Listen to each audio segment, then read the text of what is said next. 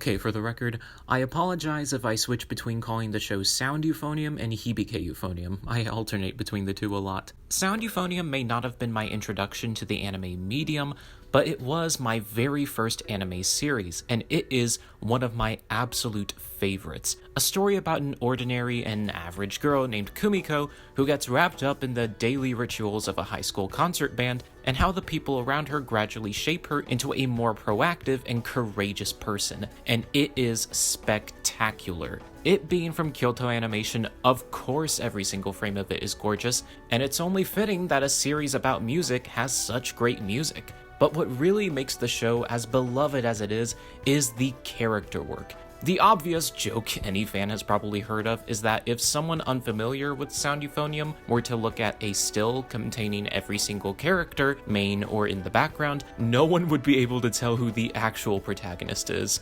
But aside from that, it's also just an introspective testament to humanity and connection that not a whole lot of other shows can reach. And now that the series has reached its end, I want to pay tribute to this work of art with a video on it, and yes, there will be spoilers, so if you want to check the show out for yourself, I'd say give it a shot. It's genuinely a masterpiece in every single facet. With that out of the way, let's take a look through every season and movie and whatever from Sound Euphonium, and why I think this show is a triumphant masterpiece.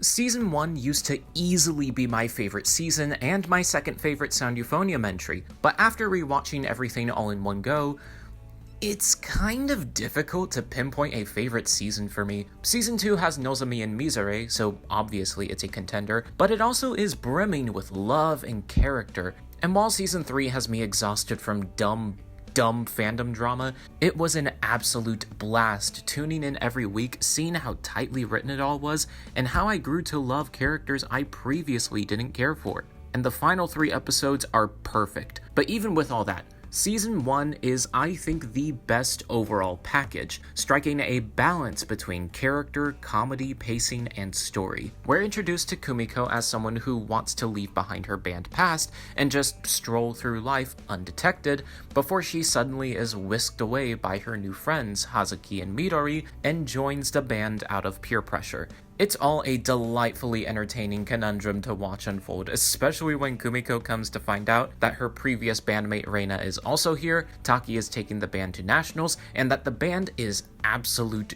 garbage. One thing I love about this season is that the first third is entirely about the band as a unit. There is still other stuff about Kumiko trying to get along with Reina and tolerating Shuichi, but it is all about how much this band sucks and how Taki makes every effort to improve them to the bare minimum before they can focus on Sunfest. It is all a fascinating watch, not just for seeing the band trivia for non-band viewers, but also seeing the dedication and resilience of the members and seeing them eventually want to succeed. It is worth the irritating remarks to see them eventually play well at Sunfest, which is one of my favorite sequences of the whole franchise. And minor nitpick for the dumb fandom drama, for the crowd who says that Taki is a piece of crap for tearing apart their first time playing an ensemble, most of the students were goofing off and actively lied about not practicing. Taki did everything right in this arc. This is also what I like about the final arc of this season, the one where Reina and Kari are pitted against each other in the solo re-audition. Though it's always felt a bit slow and a wee bit unpleasant, and of course,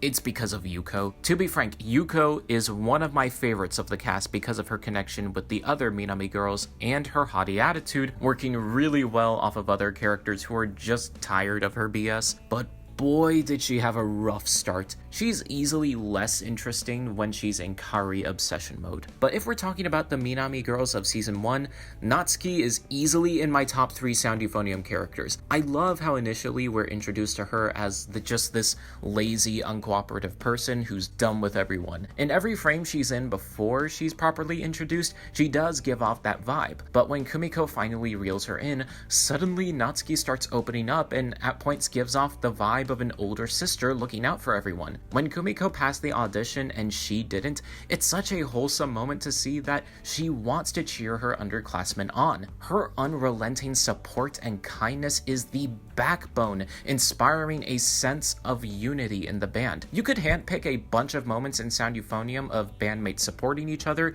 and say, we definitely would not have this without Natsuki. If we want to talk about fantastic character work though, we've got to talk about Kumiko and Reina. I said before that they have one of the most wholesome and inspiring bonds in anything ever, and season 1 is easily when their relationship is the best written, because there's an actual sense of progression and stakes. They are a fascinating pair to watch, as they represent two sides of Sound Euphonium's themes. Kumiko is a sort of dejected everyman who mingles with everyone around her, while also keeping her distance to avoid hurting and being hurt, all while wanting absolutely nothing special in her life. In fact, I wanted to make this joke for a while, but if Sound Euphonium was a musical, Kumiko's I Want song would be What Do You Want, Paul, sung by Asuka. So what do you want, Paul? What's that one concrete goal that motivates all your action? I don't think I have one of those. On the other side of the coin, Reina is entirely a lone wolf who goes off on her own to become better, building her pride as someone special and above all the rest. The two clash and eventually blend their outlooks on life together, valuing community and human connection, but also the drive to be your best individual self, both going hand in hand, and all instigated in episode 8, Festival Triangle, which is probably tied with Awakening Oboe as my favorite episode of the series. This entire episode is just brilliant from beginning to end, for how funny it is to see Kumiko have to deal with the love triangle between her, Shuichi, and Hazuki, how emotionally devastating it is when Hazuki is eventually rejected, and how she bottles her sadness under the pretense that a tuba's job is to support others, and most importantly, how awe-inspiring and soul-lifting it is when Reina and Kumiko have their heart-to-heart on the mountain. I know people have their qualms with Reina, but to me, she is such a fascinating character and one of my personal favorites, explaining her personal philosophy on life, built around forging her own identity and worth rather than just merely fitting in like everyone else. A very not like other girls viewpoint, but with the notion that she wants to improve herself. And this inspires Kumiko to do the same, sticking by her side to the end and focusing on her own journey to self-improvement, even to the point where she beats herself up and gets overwhelmingly angry when her efforts aren't enough, which is also one of the most powerful scenes in this anime. I remember when I was a kid, my parents had two plaques in the living room by me and my sister's pictures. The one by my sister's read, "Sing as though no one can hear you," because her name means Son, and my plaque read, "Stop trying to fit in when you were born to stand out." Back then, I didn't fully get what that meant, but after so many years, and especially after watching this show and this episode specifically, I finally understood what that meant. In a world where each and every one of us is unique, why do we waste so much time in fitting in with the ordinary crowd when we're better off honing in our own individuality and becoming our best selves? That is what I think is Reina's thought process, and it is eye-opening. But what is equally as eye-opening is how Kumiko also shows Reina how having supportive friends and community can also help you on that journey of self-actualization, not just through their relationship, but also through Midori, Hazuki, and the other characters we'll be introduced to in season 2. Damn, how long have I been talking about season 1 for? Holy crap! Final thoughts? Season 1, very, very good. Performances are amazing, characters funny and cool, pacing is kinda ho-hum in the middle, but still a masterpiece. The Team Monaca OVA is perfect, 10 out of 10. Okay, we're moving on.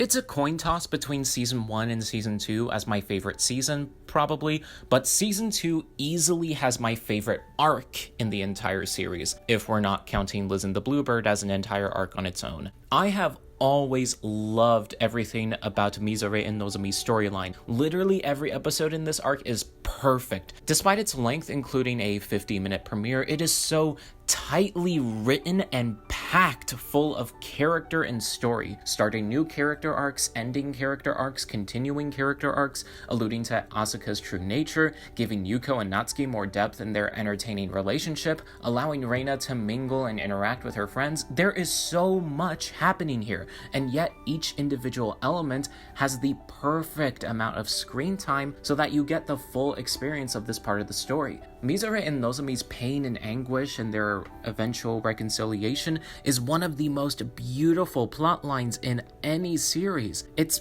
kind of difficult to talk about these two in this specific context without mentioning Liz and the Bluebird, but to put it simply, the show captures both sides of this awkward conundrum perfectly. On Nozomi's side, she quit the band because of how uncaring and unserious the seniors around her were. All that frustration and irritation built up to her ultimate defiance, but she couldn't drag Mizore with her because, unlike her, Mizore isn't someone who is swayed by the emotions of those around her, be it positive or negative. She just goes through the motions and improves, which Nozomi admires. And when Nozomi wants to come back into the band, she lets Mizore know that she is cheering her on. On Mizore's side, Nozomi was her gateway to socializing with others. Without Nozomi, she would not have talked with anyone in the band, be it Yuko or Kumiko or Ririka. Nozomi broke her out of her shell, so it's no wonder that she heavily ties her music with Nozomi. So when Nozomi quits, the oboe is literally the only thing keeping her bond with her alive,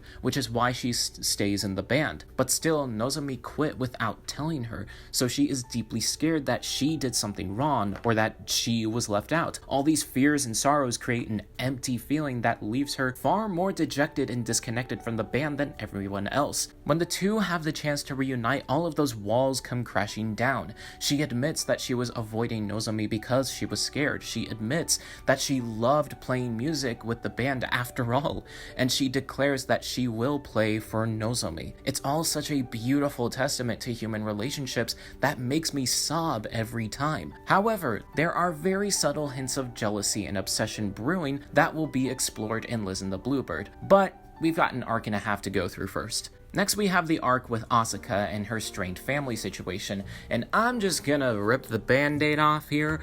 I have never been a huge fan of Asuka, and that's probably sacrilege in a fandom that adores the heck out of this character. I'm sorry, I don't really see it. Maybe it's the fact that her wild and flamboyant shtick made it harder for me to take her seriously, or that they were really pushing for that mysterious aura to her to the point where it was a little difficult to get a grip on her as a character, which, now that I'm writing this down, might have actually been the entire point, but these elements do blend well together, so I think my biggest problem with Asuka, or at least her dynamic with Kumiko specifically, was that I never actually bought that Kumiko looked up to her. Definitely as a projection of her older sister, which we will get to, but a lot of Kumiko's musical journey was under the influence of Taki and Reina. Asuka never really did anything for Kumiko other than drag her into playing the Euphonium, so for half of this arc, I didn't really feel like Kumiko was all that worried. Again,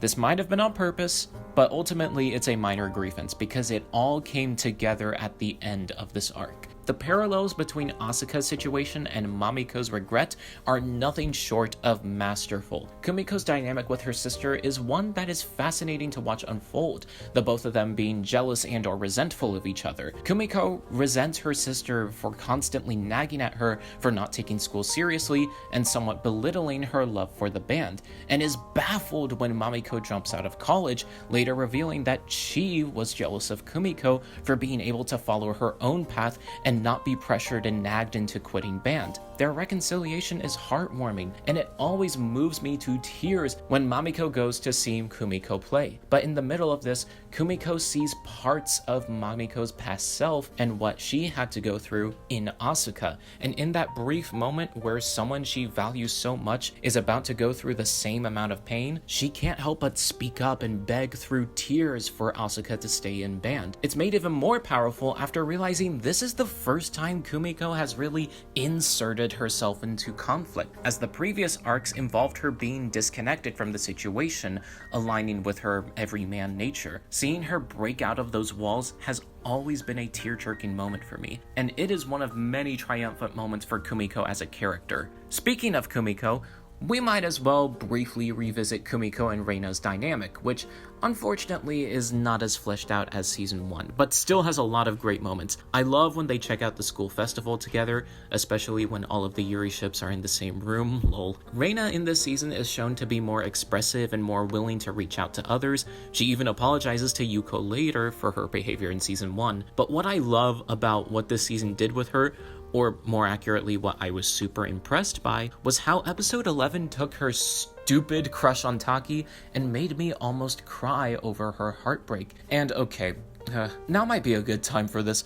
Reina's crush on Taki has always been my least favorite part of the entire franchise. Technically, it gives a reason why she went to Kitology, but it could have easily been replaced by admiration, because this kneecaps a lot of the developments between her, Kumiko, and Shuichi, and it prevents far more interesting developments from ever happening. However, as I just said, Episode 11 takes this and runs with it spectacularly, because Kumiko keeping Taki's late wife a secret from Reina does deeply hurt her and shakes their relationship. Honestly, it's a 10 out of 10 episode for that alone. Other thoughts on season 2.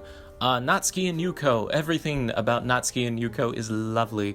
I didn't know where to fit this in the season 1 section, but Haruka is easily my favorite of the third year characters. She does her job as club president super well, and she's lovable in every way. Polovstian dance, how do you pronounce it? I need to look up how. Polovstian dances is so soothing to listen to, and I'm so glad that's the motif for Mizore and Nozomi. Okay, I think that's it for season 2. Let's move on.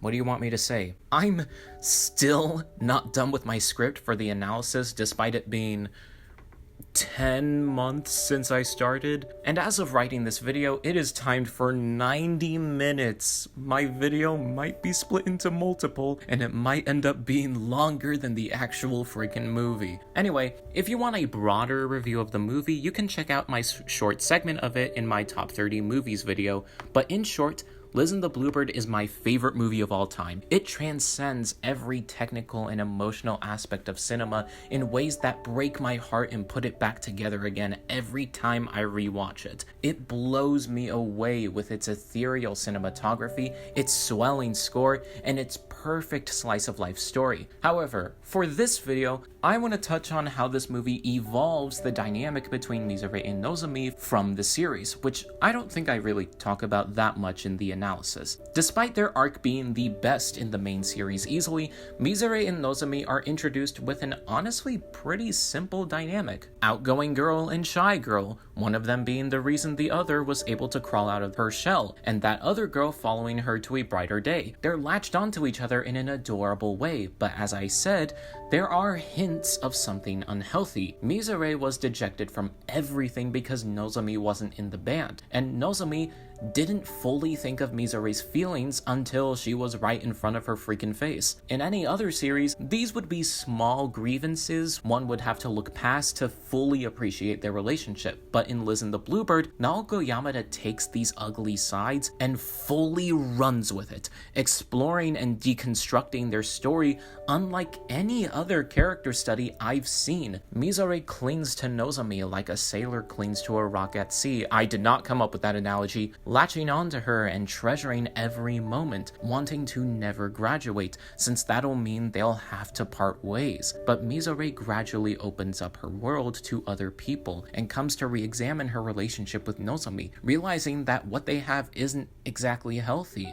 and they have to communicate their feelings to one another to fix this rift between them. Nozomi, on the other hand, finds out she feels jealous of Mizore's talents, she feels anxious of the future, and that even though she's her best friend, she doesn't actually know what Mizore is thinking most of the time. She feels distant from Mizore despite also wanting to cling to her talents, but eventually learns she'll have to let go as well. But even then, Mizore's love for her will stay, and that reassures her. Similarly, Nozomi's gratitude and love for Mizore also stays. It's inevitable that they will separate, but this time they communicated, let each other know they love and value one another, and are okay with being apart, as long as they hold each other in their hearts. It is the most beautiful depiction of friendship I have ever seen in any story. And yeah, I know people have read this as romantic. Believe me, I ship Mizore and Nozomi so hard,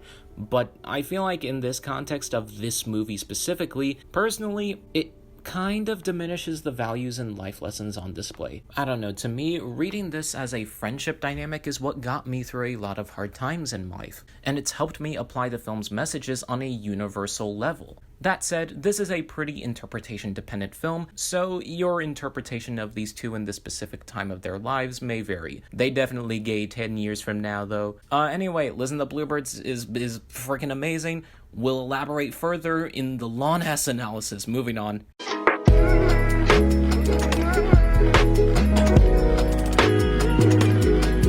Chikai no Finale, or Our Promise a Brand New Day, is often regarded as the weakest entry of the Sound Euphonium franchise, and yeah, it's not all that hard to see why. While I perfectly get adapting the rest of the second year time into a movie since Liz already exists, there is still enough content here for a full season. You can have a 2-episode arc around Mirei and Satsuki's drama, an entire episode dedicated to Tomoe, and an early episode dedicated to Motomu while you're at it. Multiple episodes dedicated to Kumiko and Shuichi actually doing stuff, and Reina possibly getting in the way, and fleshing out Kanade in her introduction. There's also no reason it had to be 100 minutes and not like 120. That being said, even the weakest Sound Euphonium entry is fantastic enough to be in my top 3 animated films of 2019.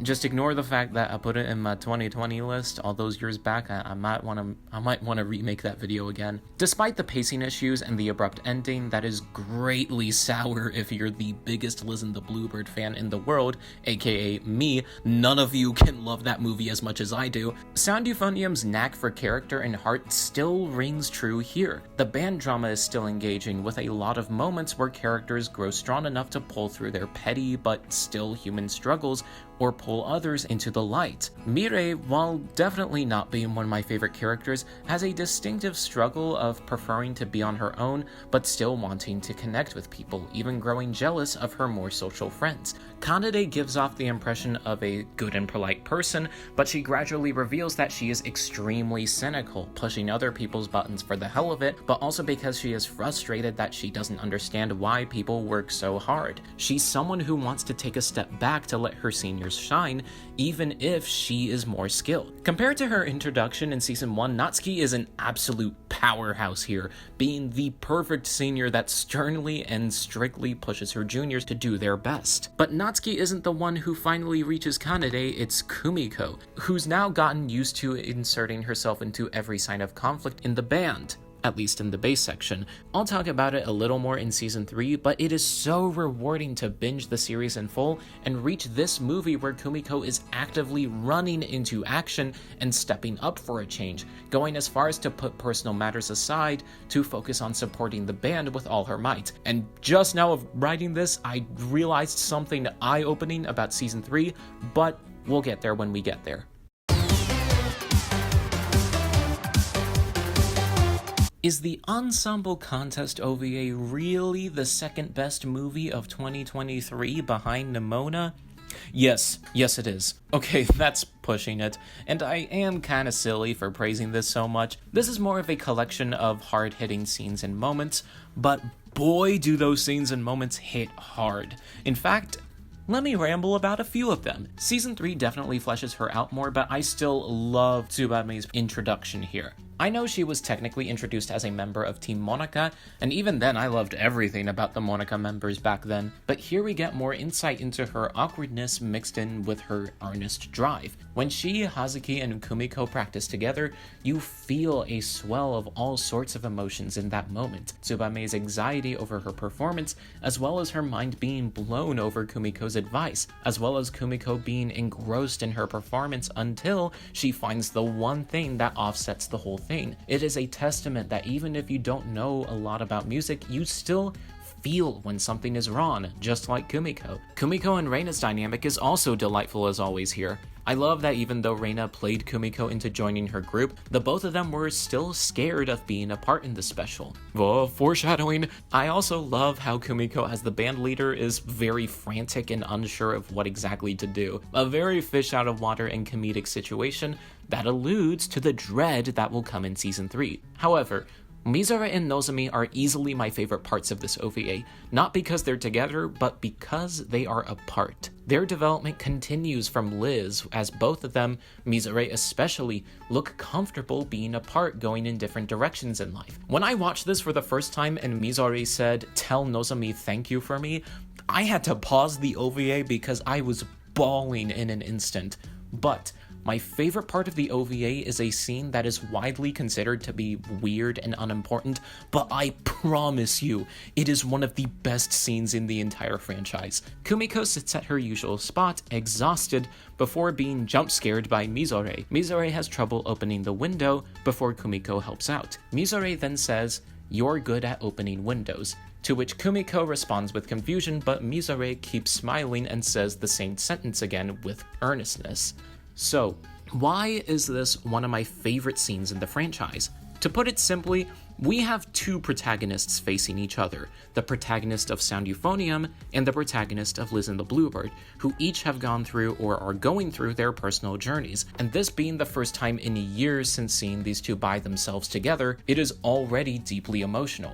But when Mizore says that Kumiko is good at opening windows, it represents two things. Even if Kumiko doesn't know it, she is good at getting people to open up about themselves, so she is good at opening windows in a metaphorical sense. On the other hand, the Liz fan in me knows that this is such rare behavior coming from Mizore. The way I see it, Mizore at this moment is actively looking for things to praise about Kumiko. Not just shallow comments like any other person, but something that no one else would point out. She reads into every little detail like a metaphorical picture book. There it is. So, opening windows?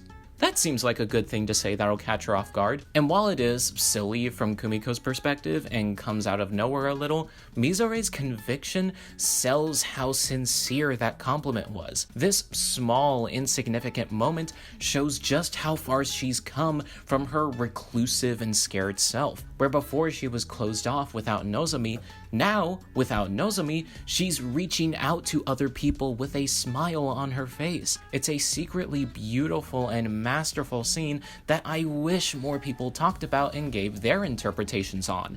Anywho, as you can see, there's not a whole lot to the OVA. It's more about what it represents than what it is. And what it represents is a glorious return to form after several years of absence. There's not a whole lot left to talk about, other than that Natsuki still rules, so now we might as well finish this video off with the latest of Sound Euphonium Season 3.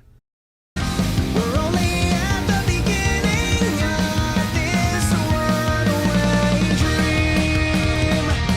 The final season of Sound Euphonium is a masterpiece. I'll just start with that. I loved being able to tune in every week to watch the episodes as they came out. It's the most excited I've been to watch a show weekly since The Owl House. But that also means dealing with all of the fandom's bullshit whining on certain parts of the anime, especially the parts revolving around Reina, Mayu, and Kumiko. The pettiness of the fandom has exhausted the hell out of me, and as a result, sort of left me with a bad taste in my mouth after finishing the season, even though I knew it was my favorite show of the year. But after all that had left my mind, and after rewatching it, this last season truly is spectacular. Now, due to this being very recent, that means I have less time to really sit on my feelings and thoughts to properly articulate them, so I might have to make an entirely separate video on Season 3 in the way late future. For now, I'll try my best. I'm not going to talk in depth about anything I already covered in my predictions video, so if you want, you can go watch that, though it is full of Kumire Delulu. To speed run through some of the things I already talked about,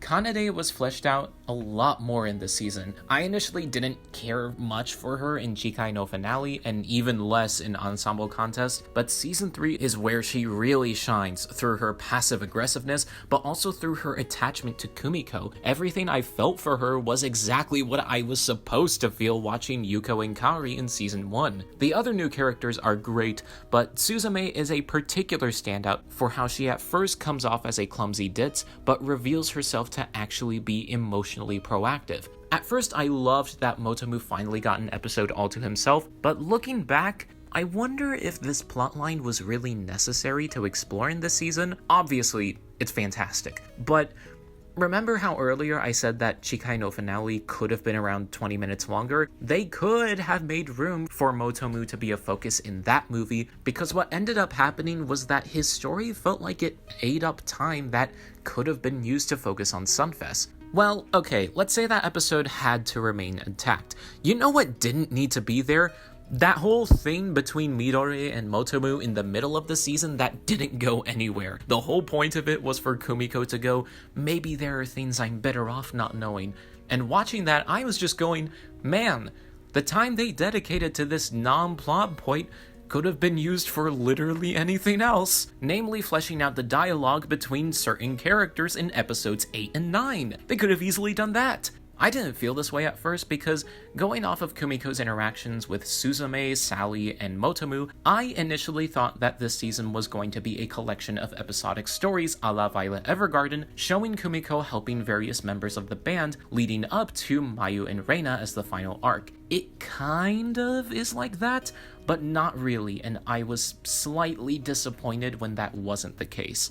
But that is not what this season is really about. It's not about Kumiko through the eyes of everyone else, it's about how Kumiko sees herself. It is a full-on character study into all of the best parts of Kumiko, the worst parts of Kumiko, and the parts of Kumiko that need to be worked on. Now that she's club president, her compassion and drive to be her best self is infectiously strong, but her selfishness and indecisiveness is also on full display, and her uncertainties of her future is something that she needs to sort out before the final performance, kinda like Mizore. And this season explores all of that through her anxieties and conflict over the Euphonium trumpet soli. One thing I didn't account for in my predictions video was how Mayu being chosen for the soli would affect the entire band, which I don't really know how I dropped the ball on that one, but what it particularly does for Kumiko and Reina's relationship is really interesting. We knew since season 1 that these two are fundamentally different people. As said, Reina is someone who likes being on her own in order to get stronger, but we also see in this season that she's very quick to act, even at the expense of her own image, because she's that determined to get gold. Kumiko is someone who coasts around in life and only does things at the last possible second, which affects her standing as the club president, since she pretty much reverts back to her season 1 self after she is switched out with Mayu, and really only regains confidence after being reminded that the reason why Asuka came back, the reason why Kanade auditioned honestly, and the reason why Yuko and Natsuki trusted her to be president was that she knows exactly what to say when she is honest. So Kumiko and Reina's individual stances on the band heavily clash. It's only after Kumiko is able to be honest about herself and Reina apologizes for not seeing how hard Kumiko tries to keep herself together that the two are able to reconcile and grow closer. What's also interesting is how as leaders there's a bit of a wall between Reina and Kumiko, but as friends, these two mean a lot to each other. They both believe there is something special between the two of them, but that is also something they clash about. Kumiko believes that their relationship can't falter, but Reina believes that their relationship can, and she is shown to be deeply scared of that from her many instances of trying to get Kumiko to pursue music professionally with her or cut things off before they can get hurt. But Kumiko shows that even without music, the both of them will never be apart, and that is what makes episode 12 my favorite episode of this season. It already starts out great with Kumiko being the smartest person in the world with how to handle her and Mayu's re-audition. Her and Mayu's reconciliation and Mayu's backstory also puts a lot of things in perspective, to the point where this part of the video could become irrelevant the more I rewatch this season. And it makes the results of the re-audition more emotional than expected, since this shows Mayu finally being accepted after being a victim of a nasty atmosphere for so long. Kanade's reaction to the re-audition is arguably her best moment, since it's where all of her best and worst qualities shine in a blend of tears and frustration. But Kumiko and Reina's heart-to-heart at the mountaintop, where everything started, is what truly elevates this episode to rival Festival Triangle and Awakening Oboe. Reina chose Mayu to play with her purely based off merit, because she puts music first when it comes to band matters, but she deeply regrets it because, as said, she heavily ties music to her relationship with Kumiko. She feels like she betrayed her as a friend, and she feels like everything is over, like they'll drift apart after this. But Kumiko reassures Reina, as she has always believed that Reina will pick the better player, because, after all, she wants to become special. Knowing that, though, Kumiko wanted to be better. Her belief in meritocracy clashes with her wanting to improve. Remember how I mentioned that I realized something eye-opening? This was that something. The reason why the club atmosphere was so nasty and that Kumiko somewhat faltered at first was because her trust in Reina and Taki and her disappointment in herself clashed to form this dishonest version of herself. In order to become this powerful leader, she needed to separate herself from her personal feelings to assert to everyone that what Reina chose was the right choice, because that's how much she trusts her. However, at the end of it all, after the dust has settled, she cannot help but feel so upset. She wanted to improve, but she couldn't do it. But still, she raises her head up high and says something that arguably captures every quality of her character. I want to do my best to be proud of this feeling. You could argue that this entire franchise is one elongated build-up to this one line. Kumiko wants to put aside her fears and hurt to be there not just for Reina, but for everyone else. She wants to see everyone succeed. She wants to see everyone get along. She wants to see everyone grow. She wants to be proud of Reina for following her principles and picking the best player. She wants to be proud of Mayu and Kanade for being honest in their auditions after everything that both of them have been through. She wants to be proud of Hazuki and Midori for how far they've come. She wants to be proud of this feeling of seeing everyone improve, because that's the kind of future she wants for herself, to be proud of people. This entire conundrum with the trumpet euphonium soli is an excuse for her to realize where she truly wants to go in life, which is not where Reina is going to go. Even so, she asserts that the two of them will never be truly apart, because there will always be something special between them. For as slow and a tiny bit messy as the middle chunk of the season is, and for as little as there is for Shuichi to do, have I mentioned him all video? This season is an absolute masterpiece and a fantastic ending to one of my favorite shows ever. That honestly took way longer than I wanted it to. I originally intended for this to come out by the end of August, but oh well! It's been so much fun watching and rewatching Sound Euphonium, discovering Liz and the Bluebird as my favorite movie, watching the third season as it was coming out, and writing up this review that might end up being longer than my yearly ranking videos. I want to say that if I said anything that you disagree with, or if I said anything that sounded really messy and did not make any sense, especially in my thoughts on season 3, that is totally fine. The series just ended, and it might take multiple rewatches to fully understand the series as a whole. Sound Euphonium is just precious in every way to me. I don't even think I got to everything I love about it, and I honestly want to make more videos on it. It's done a lot for me over the years, and it'll always have a special place in my heart. It really does inspire me to improve.